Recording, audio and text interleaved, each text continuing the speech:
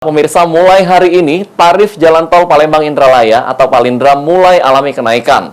Dan atas kenaikan ini banyak pengendara yang melintas masih belum mengetahuinya.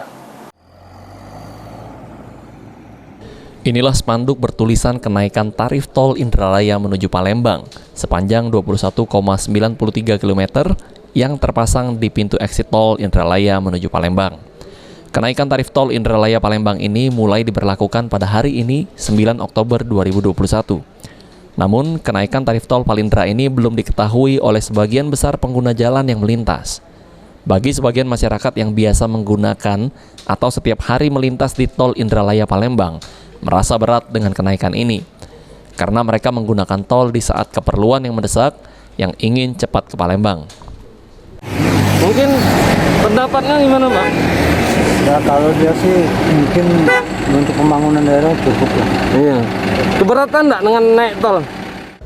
Berdasarkan aturan pengelola tol Palindra, pemberlakuan kenaikan tarif tol Indralaya Palembang telah sesuai dengan pasal 48 ayat 3. Evaluasi dan penyesuaian tarif tol dilakukan setiap 2 tahun sekali. Ahmad Romawi, PAL TV.